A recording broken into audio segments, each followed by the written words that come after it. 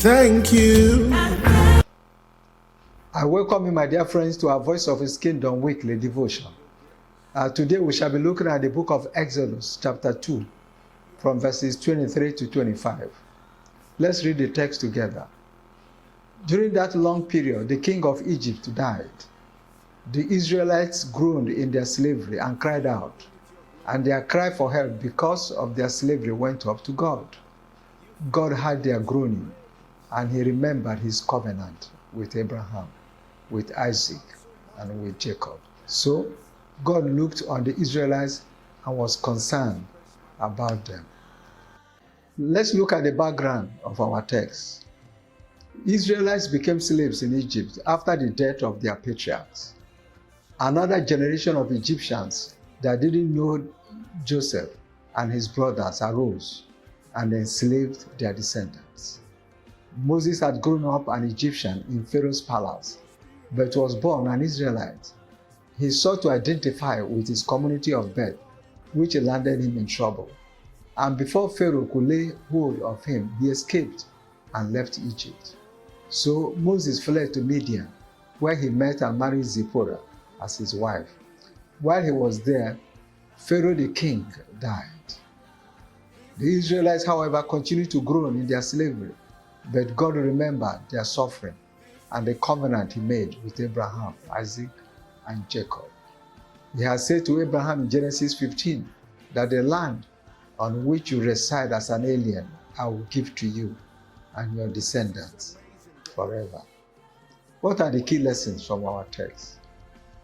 Number one, the Israelites' cries to the Lord might have included reminders of His promise or covenant with their father Abraham.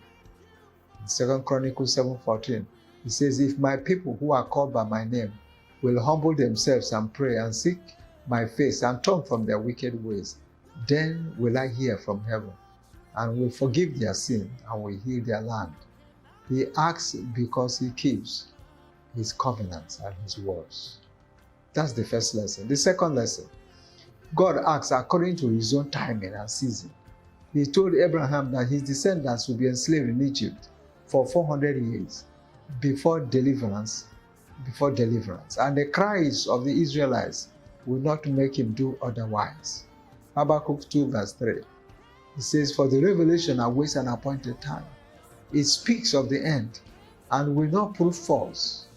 Though it linger, wait for it. It will certainly come and will not delay." God is concerned about our plight in life, but will intervene at His own appointed moment. Ecclesiastes chapter 3 verse 1. It says there's a time for everything and a season for every activity under heaven. Let's look at the lessons we can apply to our lives from the text. In God's own time, my friends, He makes all things beautiful. He has plans and programs for us, and He will work them out in His own specific time and season. Israel was to remain in Egypt and be enslaved for 400 years, and at the exact moment He stepped out to deliver them out of their slavery. If you remember in Genesis chapter 21 verse 2, Sarah bore Isaac at God's set time.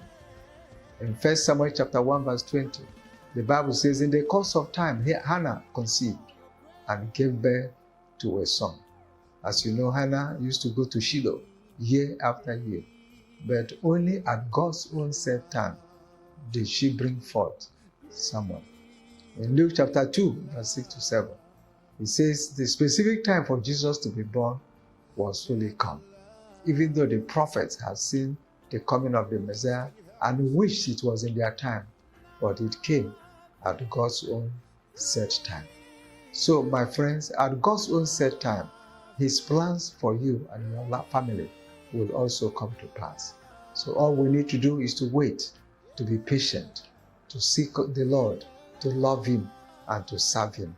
And as we do this, surely His plans and purposes for us will come to pass. God bless you, and thank you for watching.